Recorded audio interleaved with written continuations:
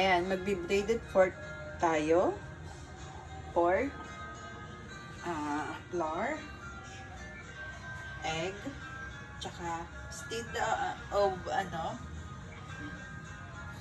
anong tawag doon? Instead of breadcrumbs, gagawin natin oatmeal ang ilalagay ko. Ay, nakalamutan ka. Wait lang.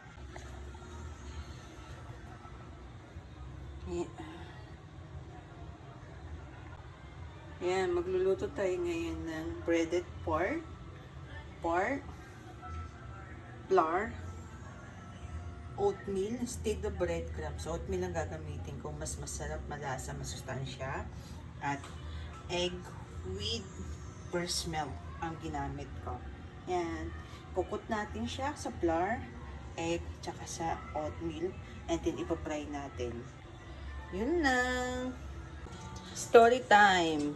Bago pa nauso ang breadcrumbs, ginagawa ko na to. Ang oatmeal naman, instead of breadcrumbs. Bago nauso ang crunchy ng mga breadcrumbs, oatmeal na talaga yung ginagamit ko. Kasi yung mga bata, kung ayaw nila ng oatmeal, yan, ginagawa ko ganyan. Ganyan nakakalabasan. I-dip mo sa flour.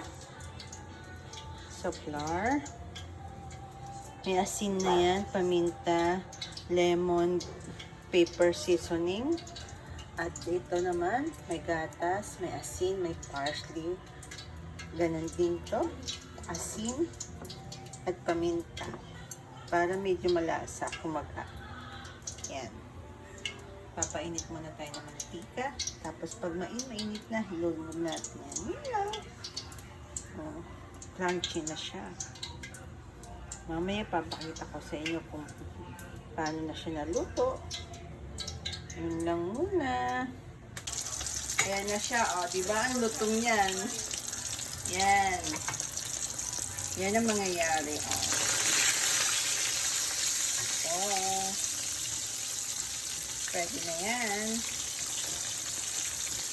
Diba? Yung mga batang ayaw oatmeal. Yan. Mapapakain na natin sila sa pamamagitan ng pagganito.